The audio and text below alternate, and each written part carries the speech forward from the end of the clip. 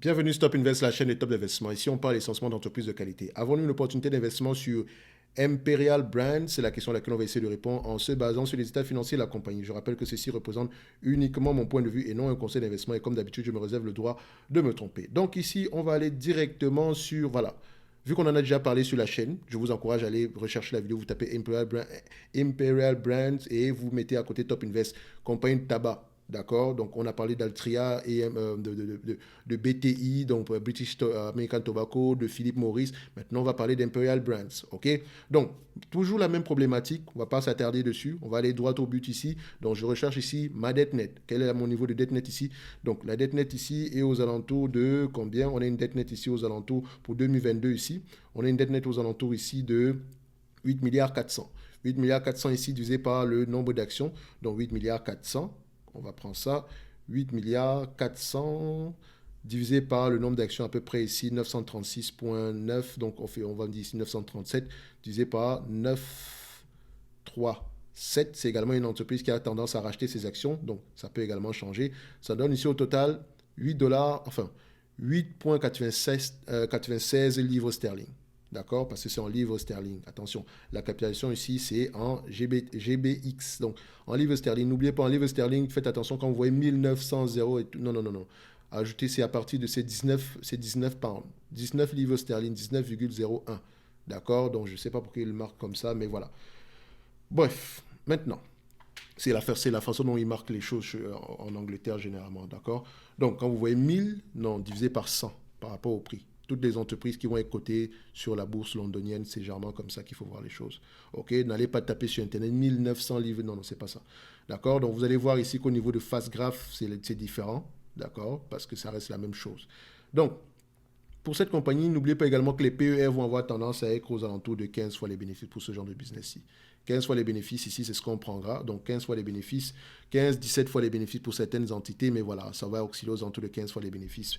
Enfin, à 17 fois, vous ne surpayez pas non plus. Donc ici, on sera à 15 fois les bénéfices. Maintenant, est-ce qu'on va voir les analystes, est-ce qu'ils ont tendance à avoir raison au niveau des prévisions ici, des bénéfices nets? Donc, je préfère prendre les bénéfices nets ici, d'accord?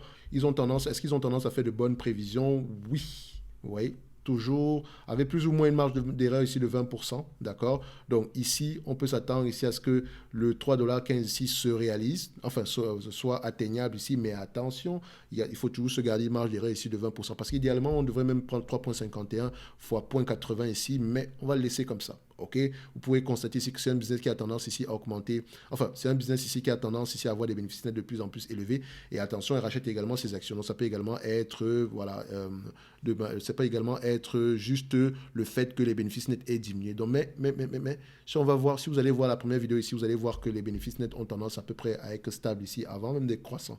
Et vous avez dit ici qu'en période difficile, ces entités auront tendance à fusionner afin de se protéger au maximum. Ok, et c'est déjà le cas ici. Vous pouvez voir le volume ici de transactions dans ce secteur d'activité-là. Donc, une fois qu'on a cette information-là, qu'est-ce qu'on fait?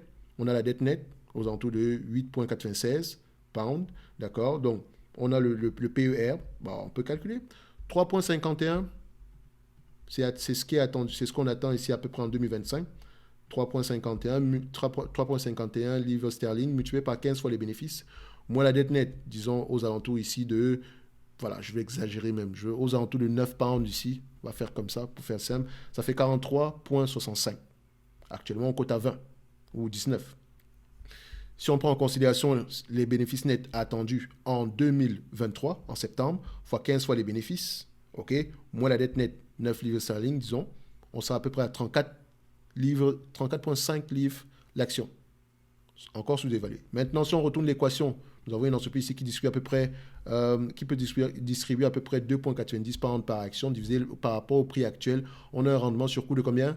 15%. Si on prend en considération les bénéfices nets attendus en 2025 par rapport au prix actuel, on se retrouve avec un rendement de combien? 18,47%. Donc attention, tout ceci sous-entend qu'on garde au moins des bénéfices nets stables dans le temps. D'accord? Au moins stable avant même d'aller rechercher une certaine croissance. Au moins stable. Et vous voyez que même en date d'aujourd'hui, on a quelque chose d'assez intéressant. Vous voyez également que c'est une entreprise qui rachète ses actions et qui distribue un dividende. Ok, donc le rachat d'actions ici depuis 2011, il est quand même là, même si on a une certaine stabilité sur les dernières années. Faites attention. Il faut également voir qu'elle a fait certaines acquisitions entre-temps.